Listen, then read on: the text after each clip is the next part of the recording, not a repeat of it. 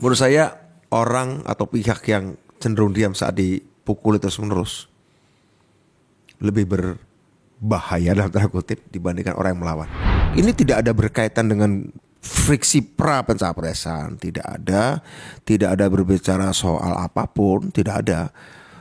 Ini situasi eksternal yang saya lihat, yang saya antisipasi, yang saya respon. Saya Budiman Sujatmiko sebagai individu, saya merespon situasi eksternal.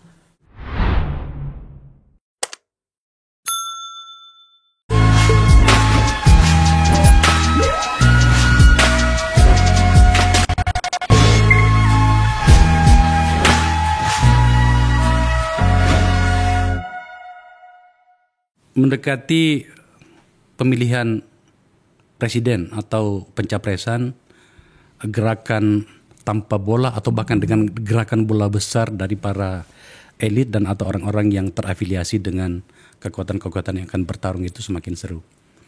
Yang terakhir itu Budiman Sujatmiko itu datang menemui Pak Prabowo, sahabat saya ini. Orang kedua dari orang terkenal yang ada di PDIP. Kalau elit itu biasanya pengurus yang menemui Pak Prabowo setelah Effendi Simbolon. Saya mengundang Budiman Sujatmiko ke sini. Bud. Halo. Makasih udah mengundang. Selalu kan? Oh ya. Ini adalah kehadiran ketiga Budiman di tempat saya. Dan yang terakhir itu adalah kita membahas soal yang sangat krusial bernama nasionalisme, kaum nasionalis berhadapan dengan siapa? Ingat kan? Ingat, tapi waktu itu di online ya. Oh, you lagi online dari suatu tempat. Oke.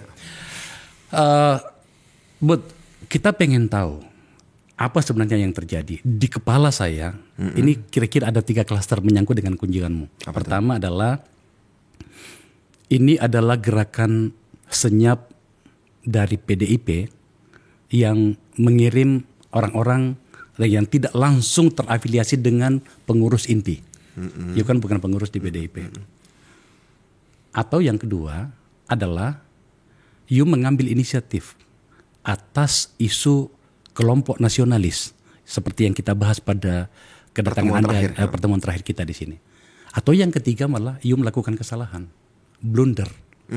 Karena beberapa pernyataannya elit PDIP itu mengatakan bahwa Anda tidak mengerti organisasi. Coba tampilkan dulu, ini foto-foto Anda dengan Pak Prabowo ya, kemarin ya. Oke. Kemudian ini adalah pernyataannya Anda, Bud, mengatakan bahwa ada pujian kepada Pak Prabowo. Seorang Budiman yang berhadapan-hadapan dengan sisi Pak Prabowo di masa yang lalu, kemudian Anda memujinya, banyak orang yang bertanya. Nah dari PDIP itu dari Pak Komarudin Watubun, Ketua DPP PDIP itu mengatakan tidak mewakili partai dan sama saja orang yang tidak paham berorganisasi. Ada sergapan. Sama hal yang terjadi terhadap Pak Effendi Simbolon. Jadi ada 3 klaster itu tadi. Pertanyaan saya, Anda berada pada klaster mana? Saya berani mengatakan bahwa saya ada di klaster 2. Apa itu? Inisiatif. Ya, inisiatif yang tentu saja saya adalah orang yang dari dulu ya mencoba melakukan satu tindakan politik berdasarkan hitung-hitungan dan membaca konteks politik yang harus akan saya hadapi gitu ya. Tentu saja sudah dengan segala resikonya. Inisiatif karena perlu ada sebuah terobosan di mana kaum nasionalis ini harus bersatu. Ada tantangan-tantangan, tidak bisa kita katakan bahwa pemilu itu setiap tahapnya itu sama. Betul, itu adalah regularisasi prosedur kebergantian kepemimpinan ya. Ya, itu benar dari segi formalitas demokrasi. Tapi kita juga harus meletakkan bahwa pemilu itu juga di dalam setiap kancahnya itu punya tugas-tugas sejarah yang lain. Pemilu 99 tentu saja untuk membawa Indonesia menjadi negara yang demokratis. Ya, 2014 adalah pemilu yang mengantarkan seorang presiden yang berasal dari orang biasa untuk menunjukkan bahwa sistem kita terbuka untuk setiap orang dan berlaku setara. Ya, bagi setiap orang yang punya hak politik yang tidak dicabut haknya. Menurut saya pemilu 2024 legislatif maupun eksekutif maupun daerah nantinya adalah berbicara tentang melanjutkan apa yang sudah dibuka oleh Pilpres pemilu 99, Pilpres 2014 dan kemudian 2024 ini harus menjadi sebuah memverifikasi dan mengkonfirmasi apa yang dilakukan oleh Pak Joko Widodo. Untuk itu saya ingin memastikan bahwa mereka yang setuju, sepakat dengan agenda ini bersatu untuk bisa mendapatkan kemenangan besar sebagai sebuah semacam ya referendum dari rakyat Indonesia, sebagai sebuah pernyataan politik legal dari rakyat Indonesia, keabsahan dari rakyat Indonesia atas survei misalnya terakhir soal tingkat kepuasan rakyat terhadap Pak Joko Widodo yang sampai 90% tertinggi di dunia. Tertinggi di untuk dunia. Orang yang telah akan mengakhiri masa mengakhiri masa jabatannya dengan approval rate sampai 90% itu adalah tertinggi di dunia. Oke? Artinya itu perlu survei. Oke, itu secara saintifik. Bagaimana secara politik? Bagaimana secara legal? Nah, saya ingin memastikan bahwa kaum nasionalis, baik itu terutama yang ada di PDI Perjuangan, partai saya, maupun di partai-partai lain, salah satu ya Gerindra yang juga akan bertarung, ya bukan untuk legislatif ya, tapi juga merencanakan untuk eksekutifnya. Kita buktikan, dan kebetulan juga yang sudah dicalonkan meskipun belum daftarkan resmi adalah menterinya Pak Jokowi, orang yang punya approval rate 90%, dan dari PDI Perjuangan juga dari Pak Ganjar. Itu bagaimana ada persatuan dari kaum nasionalis ini. Satu itu syarat itu. Syarat untuk itu, dan itu adalah syarat untuk apa? Syarat untuk melakukan terobosan karena kita ada tantangan luar biasa. Saya melihat Pak Prabowo adalah orang yang tidak bisa diabaikan, bahwa dengan segala kelemahan dan kekurangannya Pak Prabowo juga punya fisik dan kapasitas secara politik juga untuk mendapatkan posisi itu. Dan saya tidak merasa bahwa kita harus bertentangan untuk memastikan bahwa ada penyatuan kerjasama dari partai-partai nasionalis yang bersama Pak Joko Widodo maupun religius nasionalis ya, maupun religius nasionalis juga ya, yang bersama ini membersamai Pak Joko Widodo untuk terus membangun kebersamaan secara lebih strategis, sehingga perlu ada pertemuan itu. Dan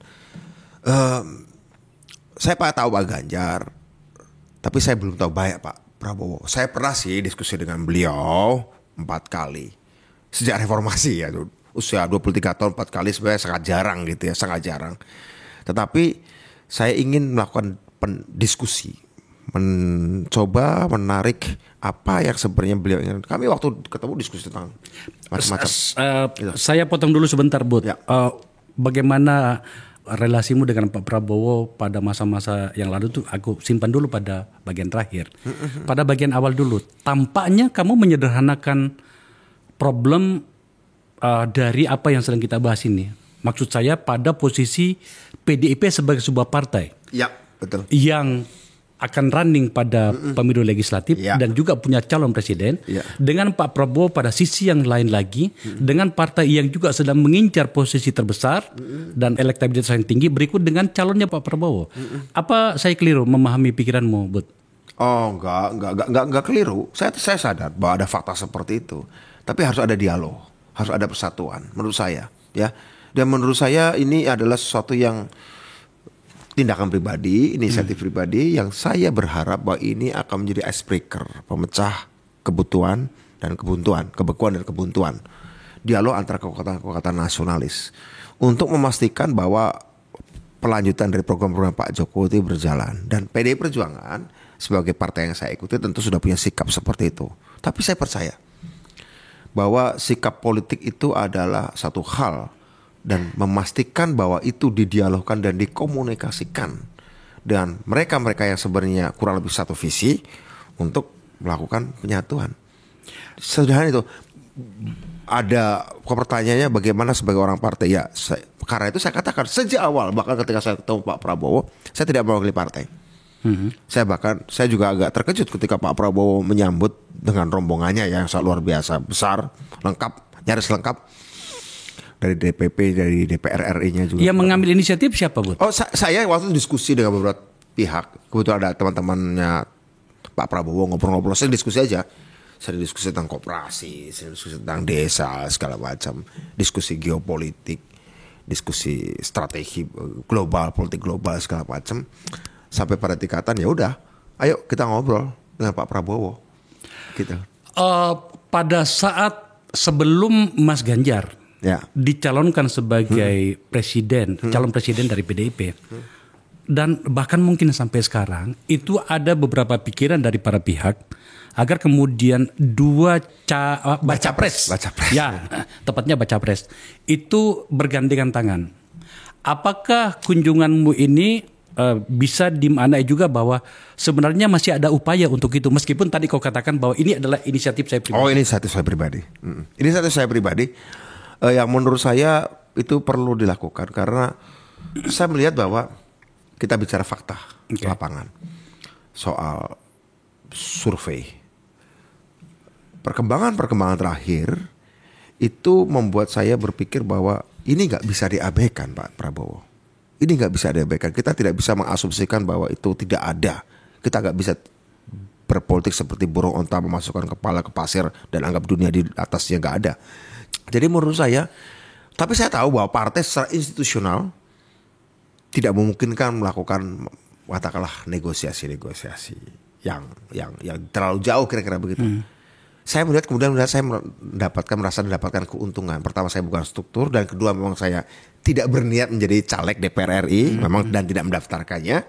Jadi menurut saya punya keleluasaan untuk kemudian menjalankan apa yang menurut saya strategis untuk bagi kelanjutan pemerintahan Pak Jokowi dalam pengertian visi dan program-programnya.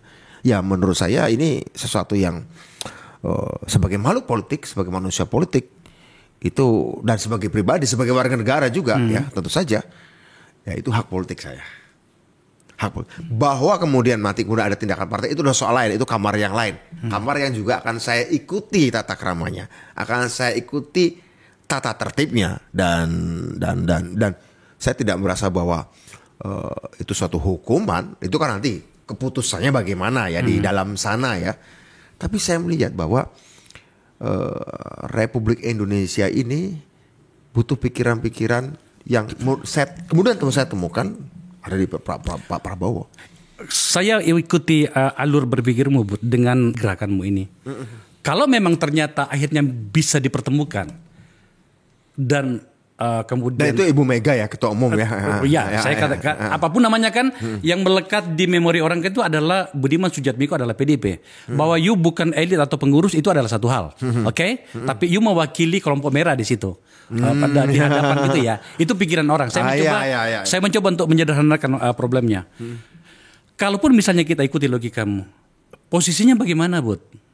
Maksud saya katakanlah untuk capres ya, orang tampaknya lebih tertarik. Itu di luar beyond itu di luar kapasitas saya. So apa yang kalian bicarakan selain soal bagaimana kelompok nasionalis itu harus bersatu dan seterusnya? Tidakkah kemudian ada varian lain yang harus dipertimbangkan? Saya mengatakan Pak Prabowo perlu nih suatu saat ketemu Ibu Ketum.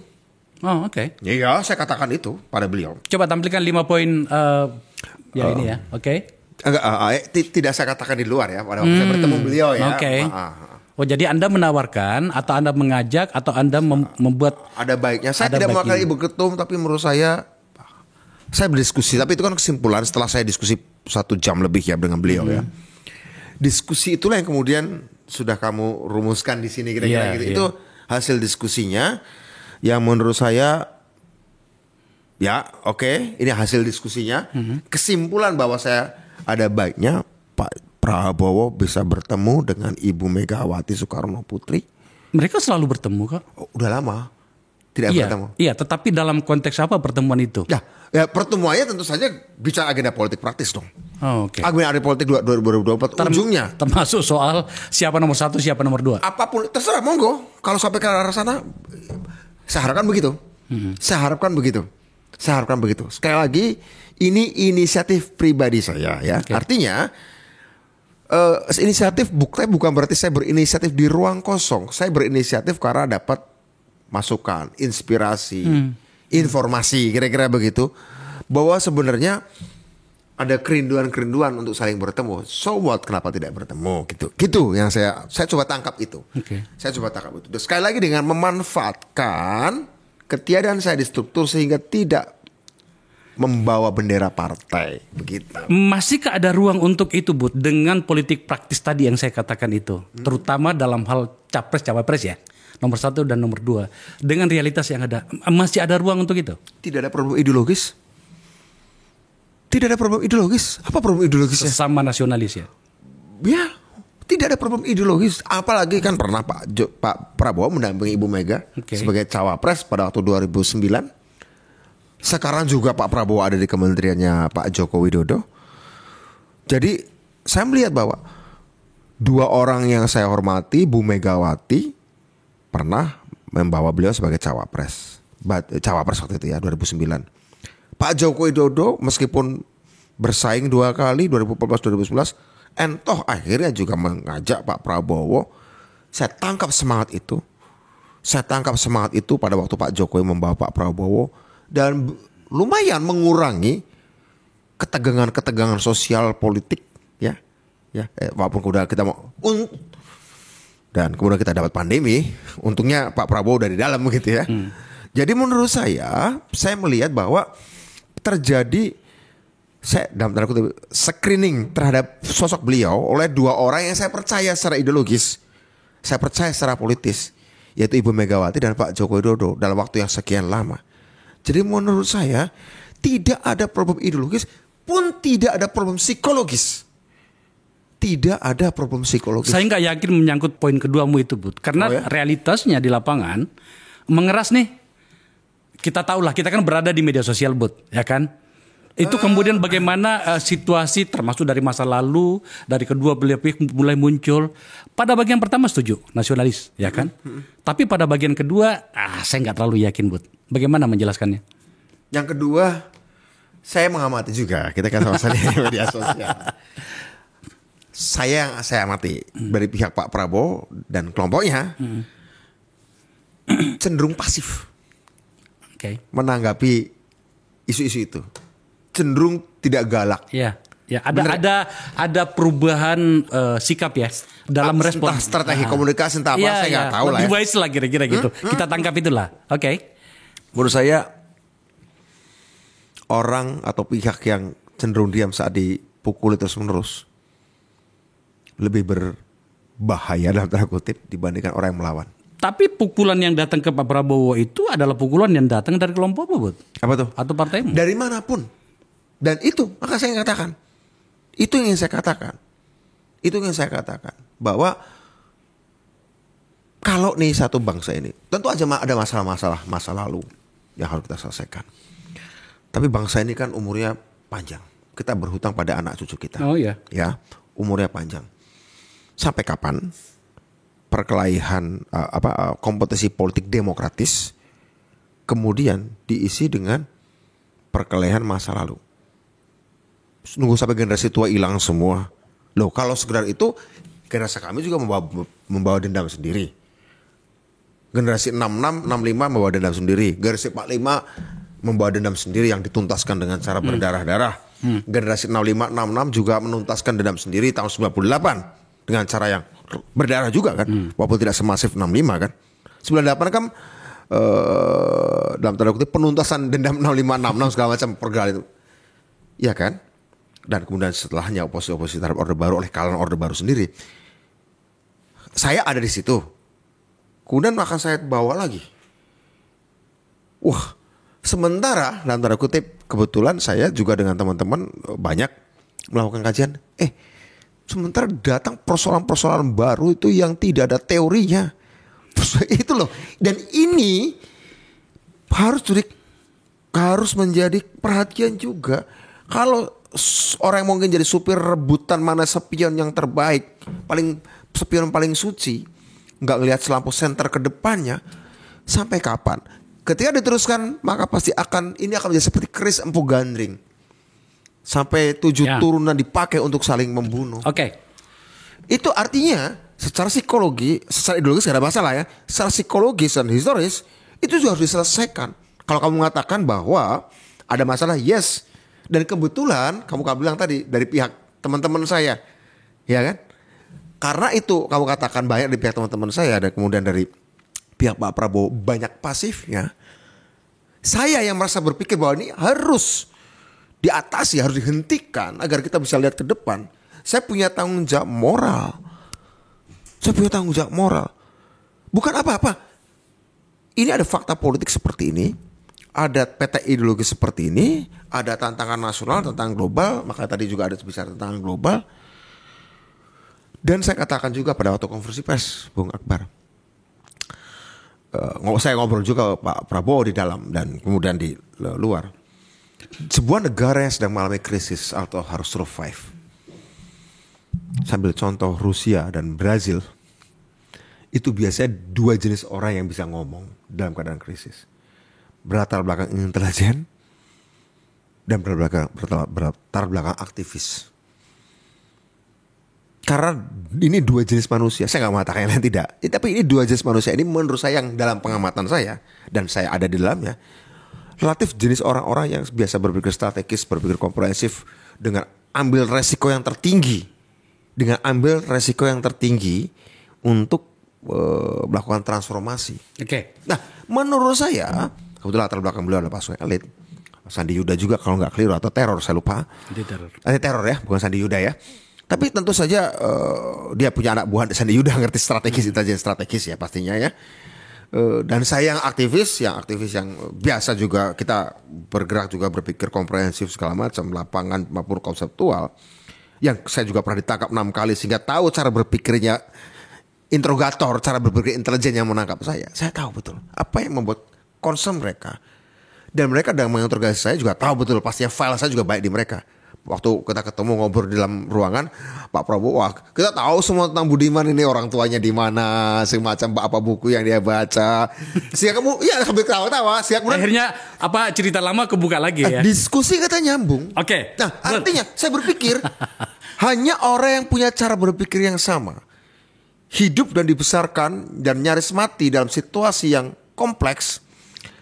Dan ketika semua sudah mereda, ketika kita sudah 23 tahun berdemokrasi prosedural, sudah berlatih ini, saatnya seluruh pengalaman itu diendapkan dan diadakan karena kita menghadapi krisis baru. Oke, Bud, cerita itu saya nikmati darimu. Selalu saya nikmati kalau kau cerita soal itu. Tapi kembali ke poin kita itu adalah ada satu nama di sini yang harus kita bahas dari apa yang kau lakukan bertemu dengan Pak Prabowo. Juga kaitannya dengan partaimu dalam hal ini PDIP. Adalah positioningnya Pak Jokowi sebagai presiden. Oke, Pak Jokowi Dodo. Ya. Hari ini publik sedang menimbang-nimbang, bertanya-tanya, menunggu-nunggu. Sebenarnya Pak Jokowi berada di mana? Kami juga sudah membahas berkali-kali. Iya kan gitu ya. Dan belum ketemu. Saya bahkan pengennya ya jangan ketemu dulu. Biarin aja dulu gitu kan. Ini juga proses pendewasaan kita ya. Jokowi faktor ya. Iya, Jokowi faktor. Apa yang saya maksud adalah Pak Jokowi adalah PDIP. Itu tidak bisa dicuci dengan air apapun. Ya, buat nyuci juga. Ya. Kira-kira seperti itu ya. Yang kedua adalah Pak Prabowo, realitasnya tadi udah jelasin tadi bahwa sekarang ada jadi menterinya segala macam. Ya. Pertanyaannya tuh begini. Gerakanmu ini sebenarnya apa? Apakah kita ada beberapa bagian bertanya begitu sebenarnya. Oh oke. Bagian. Apakah gerakanmu ini adalah bagian dari perintah dan atau komunikasi senyapnya Pak Jokowi agar kemudian dua nama besar dan dua kubu besar ini betul-betul bisa disatukan? Bukan perintah ya. Kita nih biasa membaca isyarat alam, gestur alam dan manusia dan masyarakat, individu manusia dan masyarakat. Jadi kita udah terbiasa baca itu ya. Saya pikir ada kerinduan itu ya. Pak Jokowi ada kerinduan seperti itu. Secara faktual, kuantitatif berdasarkan survei ada orang yang bukan satu partai dengannya melejit. Ada orang yang kemudian satu partai tapi juga memang tidak jauh sih, tapi juga nomor 2 katakanlah begitu. Dan itulah satu partainya. Saya pikir itu kayak seorang bapak yang lihat dia sayang anak, tapi ada anak orang lain yang katakanlah jauh ini ulangannya banyak lebih bagus nilainya gitu. Bapak yang baik menurut saya sinau sama anak itu. Kira-kira itu mungkin saya nangkapnya begitu ya. Ini tafsir saya, tafsir sok tahu saya, ya. Saya katakan aja awalnya ini tafsir sok tahu saya, sok tahu yang mungkin bisa kita buatkan argumentasinya. Tetapi disitulah saya katakan, oh lagi nyari guru les nih Pak Jokowi nih, kira-kira gitu. Dan kemudian ya menurut saya begitu, Terakhir kamu komunikasi dengan Pak Jokowi kapan, Bud? Oh Januari. Januari. Oke. Menarik diskusi dengan Pak Jokowi, saya bisa ceritakan sedikit. Nah, artinya maksud saya bahwa saya mau ceritakan justru ada kaitannya nih. Apa gimana? Kaitannya adalah waktu itu kenapa Ibu nggak segera memutuskan Mas Ganjar? Oke. Mas Budiman. Itu Januari ya? Januari. Tahun ini. Tahun 17 Januari 2023. Oke. Kenapa Pak Jokowi kenapa Ibu Mega nggak segera memutuskan Ganjar? Pak Jokowi bilang gitu. Katanya ke saya. Kan survei bagus. Waduh Pak, kalau Bu Mega ini jangan pernah ngomong survei Pak. Jangan pernah ngomong kuantitatif Pak. Beliau ini selalu dalam melihat kepemimpinan kualitatif lah. Kemudian saya kutip lah semua pidato Ibu, wawancara Ibu, pernyataan Ibu, segala macam. Oh gitu ya. Iya Pak. Jadi mungkin saya melihat Mas Ganjar ya bagus secara kuantitatif survei gitu kan. Tapi mungkin Ibu masih belum melihat firm secara ideologi. Saya nggak tahu apa yang mau dicari Ibu. Tapi setahu saya Ibu ini kan cinta pertama seorang anak perempuan kan pada bapaknya. Dan beliau di usia sekarang ini merindukan cinta pertamanya yaitu Bung Karno. Yang kebetulan adalah pemimpin. Nah Bapak kan tanya, kok Ibu Mega belum condong belum cepat-cepat mendeklarasikan Ganjar untuk jadi pemimpin, menjadi presiden. Ya mungkin di mata Bu Mega Mas Ganjar masih dianggap calon presiden yang potensial berdasarkan survei. Tapi mungkin Bu Mega lagi masih mencari tahu dulu soal kualifikasi kepemimpinan.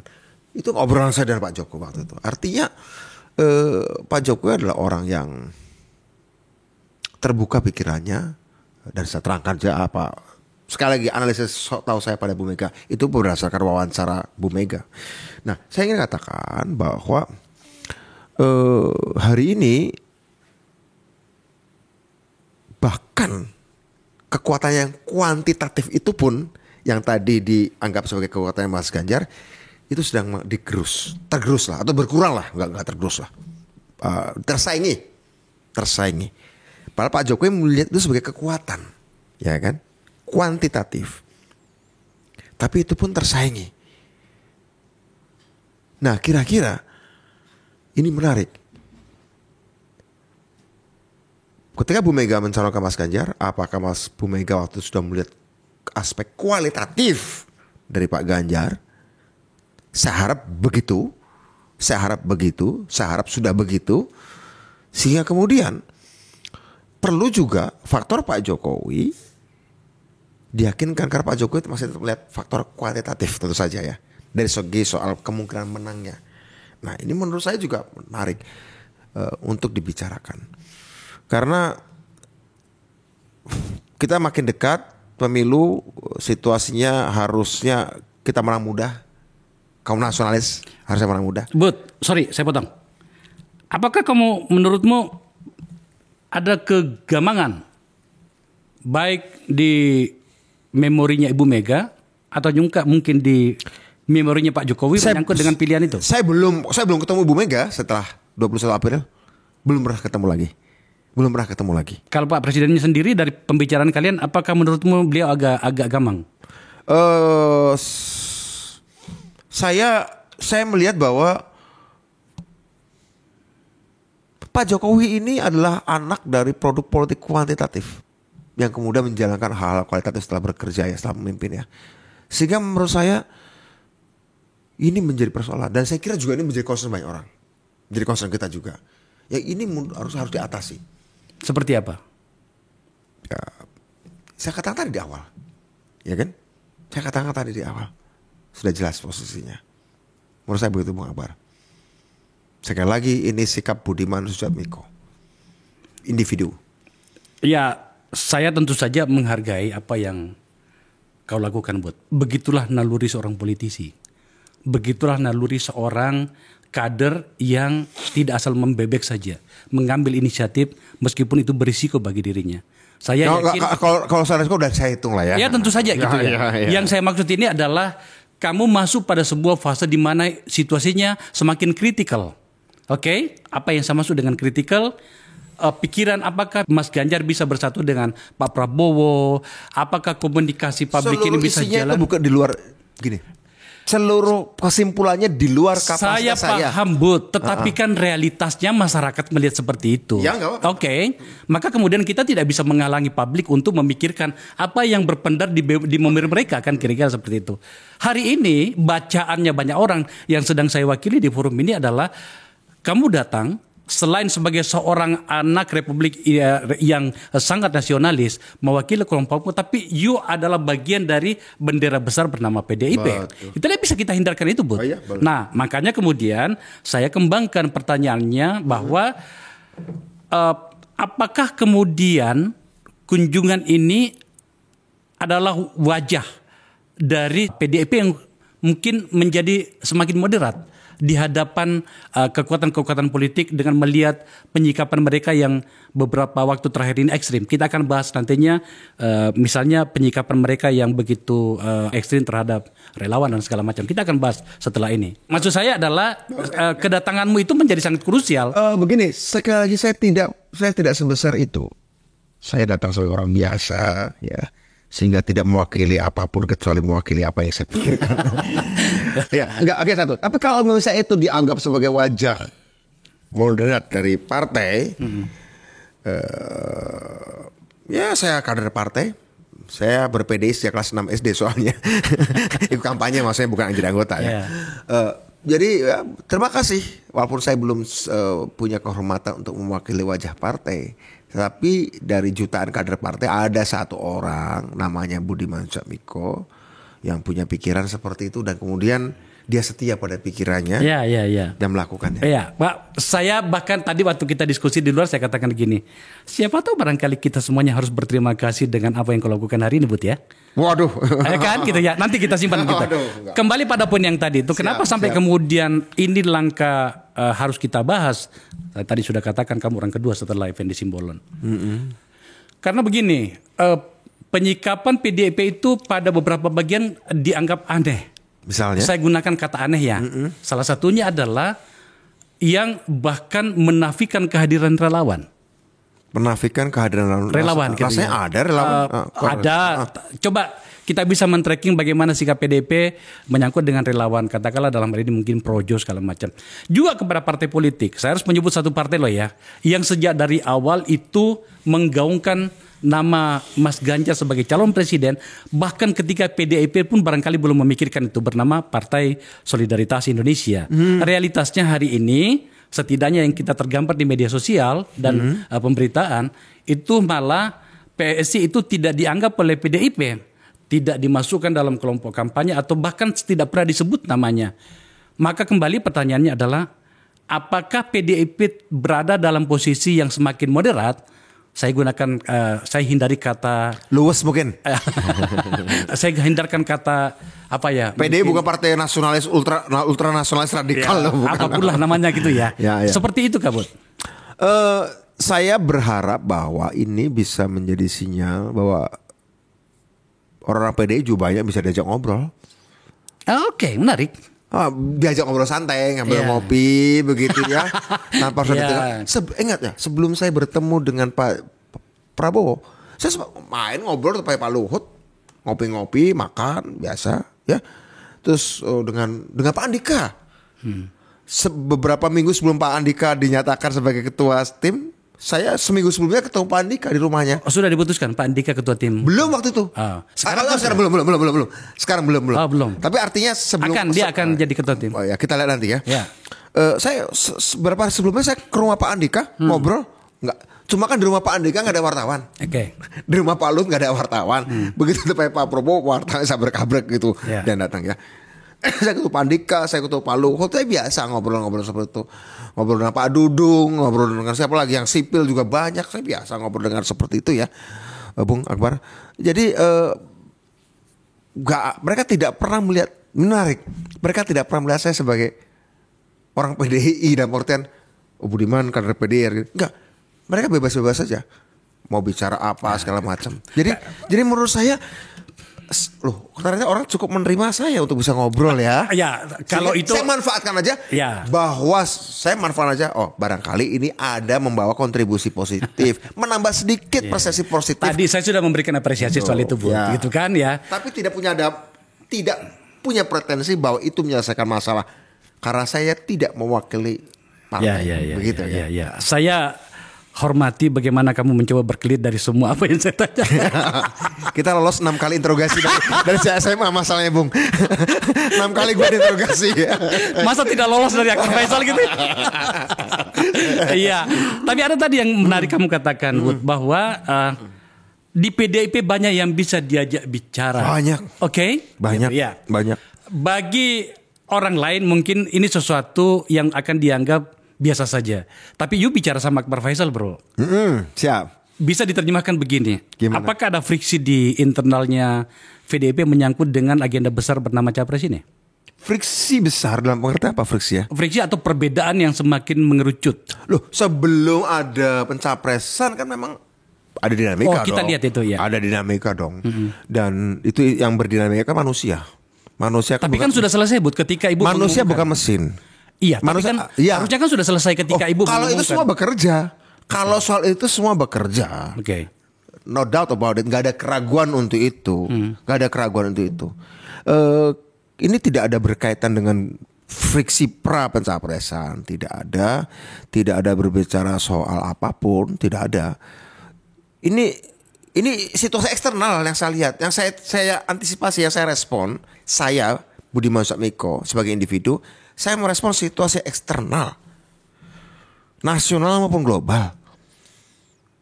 Dan situasi temporal, Bapak Jokowi akan mengakhiri masa kepemimpinannya, masa baktinya tahun depan dengan 90% approval rate. Ini secara psikologis, secara emosional masih diganduli rakyat, 90% rakyat. Sementara secara konstitusional harus berakhir. Nah, kita pastikan ini menang besar. Menghadapi tantangan baru. Dan saya melihat Pak Prabowo ketika saya bukan screening ya, bukan. Terus besok betul mau screening. Dia menggali dan beliau juga menggali saya tentu saja. Meskipun pasti lebih lengkap beliau ya, karena pasti data saya ada di banyak di sana ya. Saya melihat ini harus diajak ngomong orang ini. Jangan di apa ya? Jangan dikuyo-kuyo. Bukan dikuyo-kuyo. Jangan enggak itu. Okay. Diem juga. Orang-orangnya diem juga.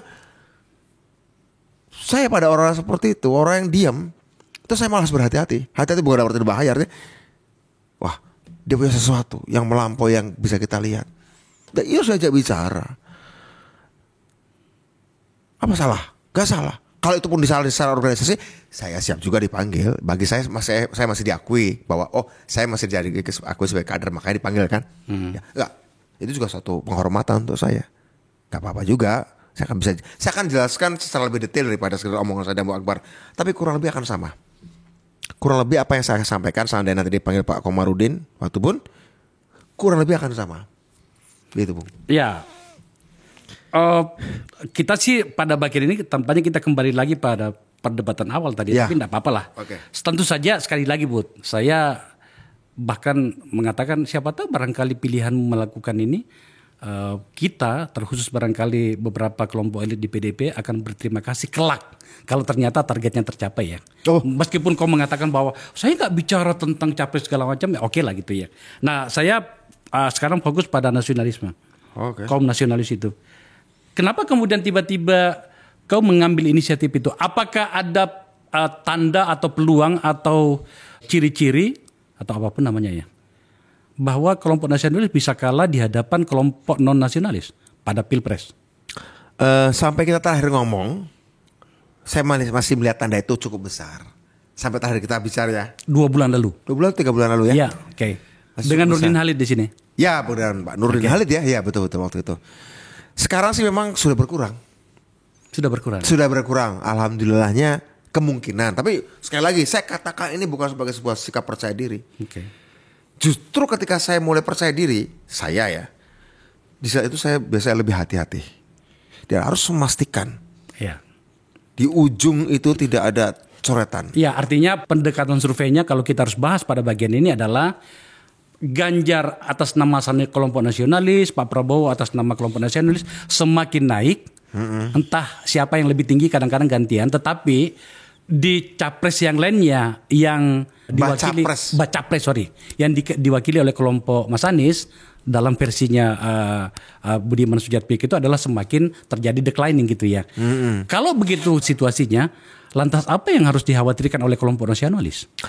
Justru begini, 2017 waktu Pilgub juga seperti itu. Ahok dan Anies. Dan pertanyaan gini, saya ingin mengatakan bahwa saya ingin mau bilang gini. Dulu Anies juga di bawah. Survei-surveinya ya. Iya. Ingat gak? Waktu Pilgub di bawah. Kalau saya paling akhir juga bakal dicalonkan. Iya. Jika tidak keliru. Dan kemudian kita tahu apa yang terjadi seperti itu ya. Nah, kita tidak mau itu terjadi lagi. Dan ini kan soal 280 juta orang, lebih banyak daripada orang Jakarta. Ya, saya berpolitik ini juga kan untuk masa depan, bukan saya pribadi. Banyak hal, Indonesia segala macam. Yang menurut saya kita perkuat dan minimalisir kemungkinan kalahnya. Perkuat dan minimalisir kemungkinan kalahnya. Kalau mereka bersatu. Dan PDI Perjuangan tetap ada dalam kekuasaan. Posisinya? Ya silakan dibicarakan aja lah. Gitu ya. Ya silakan dibicarakan. Pokoknya kelompok nasionalis tidak boleh kalah dan harus menang margin besar. Iya, harus memastikan itu. Margin besar. Dan PDIP tetap ada pada bagian itu. Tapi soal apakah posisinya di nomor 1 nomor 2 itu silakan. Itu kaum resi atau para resi. Ketua-ketua lah ya. Iya. Bukan resi lah, ketua partai lah ya. Iya. Dan menurut saya Pak Jokowi meskipun bukan struktur partai, bagaimana juga harus diajak bicara. Menurut saya penting banget jika beliau juga penting. Menurutmu Pak Jokowi tidak diajak bicara nggak atau tidak dilibatkan pada banyak keputusan krusial seperti ini nggak? Pak Jokowi, Bu Mega sih sering beberapa kali ketemu dengan Pak Jokowi. Okay. Beberapa kali ketemu dengan Pak Jokowi. Pak Jokowi tentu saja kalau memanggil Pak Prabowo juga melakukannya ya. Tapi ngobrol bertiga maksud saya gitu. Ini harapan saya sebagai orang yang lebih muda dari mereka. Jadi ngobrol bertiga itu Bu Mega, Pak Jokowi, Pak Prabowo ngobrol bertiga untuk memastikan kemenangan kaum nasionalis. Dengan margin besar. Itu ingat. Itu kesimpulannya. Margin besar. Dan kemudian Budiman Sujatmiko yang bukan elit mengambil inisiatif untuk itu. Yang bukan siapa-siapa, coba mengambil inisiatif. Tapi kemudian ternyata inisiatif itu Pak Prabowo di rumahnya banyak wartawan, jadi berita deh. Iya. Dan maunya saya tadinya nggak ada wartawan, tapi rupanya nggak yakin betul. Saya ngomong nggak ada wartawan deh. Kamu didampingi siapa sih waktu itu datang? Teman-teman temu. Saya dengan teman-teman muda, ada orang-orang, ada kelompok-kelompok saintis muda. Saya ngajak beberapa saintis, teknolog untuk ini loh politik negosiasinya. Pertanyaan terakhir, agar kalian ngerti juga. Ya. Jangan naif gitu loh. Orang teknolog dan saintis jangan naif gitu loh. Terakhir pertanyaannya Bud. Apa sikap Pak Prabowo ketika Anda mengatakan Pak Prabowo ini mungkin ada baiknya bertemu dengan Ibu dalam konteks yang sedang kita bahas ini, Bu? Apa jawaban Pak Prabowo? Jawaban beliau, itu yang saya pikirkan memang. Oh, dia jawab gitu. Itu yang saya pikirkan. Coba nggak tahu kenapa belum ada jawaban. Itu yang saya pikirkan. Oh, belum ada jawaban dari itu yang saya pikirkan. Sudah saya sampaikan. Gitu. Oh. Itu yang saya pikirkan. Sudah saya sampaikan. Artinya no issue, nggak ada masalah. Dan saya yakin Ibu Mega pernah bersama Prabowo ya, nggak ada masalah juga. Menarik. Oh iya. Dan justru saya nggak terkejut dengan kata-kata itu. Saya nggak terkejut.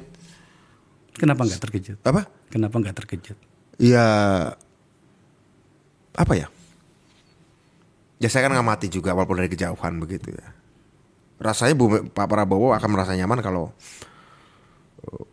ada kekuatan nasionalis Soekarnois di situ begitu. Saya nangkapnya begitu ya. Saya melihat beliau merasa nyaman. Yang terkejut adalah nggak ada yang mengejutkan. Yang saya terkejut adalah hasil pembicaraan diskusi saya dengan beliau adalah tidak ada hal yang mengejutkan. Itu yang membuat saya terkejut. Artinya apa? Cara saya membaca Pak Prabowo ternyata nggak meleset-meleset amat. Pas. Cara berpikirnya. Pas gitu ya. Cara berpikir yang lihat keadaan dunia, keadaan. Diskusi kita jauh loh. Ini diskusi lontaran ya, iseng-iseng. Pertanyaan-pertanyaan. Kira-kira non-blok berada dalam posisi non-blok masih relevan atau tidak dalam situasi sekarang? Ya saya jawab sih, non-blok yang relevan adalah non-blok yang punya nuklir. Saya bilang gitu. Ya. Kalau kamu punya nuklir, berdiri sendiri gagah. Kalau kamu nggak punya nuklir, harus nyandar pada yang punya nuklir. Saya bilang gitu. Itu real politiknya. Ada jawaban nggak dari atau ada penyampaian sikap nggak dari Pak Prabowo? Misalnya betul-betul kelompok nasionalis besar bersatu. Pak Prabowo bersedia menjadi nomor 2 atau harus menjadi nomor 1? Enggak sampai ke situ. Enggak sampai sana. Itu bukan hak sejarah saya. Saya tidak punya hak sejarah bertanya itu pada Pak Prabowo. Saya punya kewajiban sejarah mengingatkan. Jika Bapak memang punya pikiran seperti itu dan pikiran kita sama menghadapi ke depan, kewajiban sejarah saya mengingatkan pada Pak Prabowo ambil inisiatif. Oke. Sebagai perlu nggak semua ini kau laporkan kepada Pak Jokowi atau sudah direncanakan? Ya saya rencana juga saya akan dipanggil katanya kan 15 Agustus ya, lama sekali untuk diingatkan kira-kira gitu ya. Tapi saya sih merencanakan bertemu dengan elit-elit partai segera, nggak usah lama-lama. Nah, dipanggil ke Pak Jokowi. Iya, Pak Jokowi maksud saya. Iyalah, saya pengen melaporkannya. Melaporkan ya. Iyalah, harus laporkan. Tapi tentu saya harus melaporkan ke partai dulu dong. Walaupun sekali nggak diutus ya. Lagi mana mau melaporkan, lawang itu panggilanmu bukan untuk laporan itu tapi mau diadili kayaknya. Tapi oke, diadili nggak apa-apa. Nah, tapi sekaligus laporan. Tapi terlalu lama 15 Agustus. Jadi kayak nggak niat ngadilinya. Masa ngadilinya lama banget, kasusnya lama. Jadi maunya kapan? Ya saya pengen ketemu untuk ngomongin secepatnya tentang agendanya. Bahwa sekali satu diadili bagus-bagus saja. Tapi katanya saya akan dipanggil 15 Agustus. Untuk ditanyai, ditegur, kira-kira begitu. Kan lama.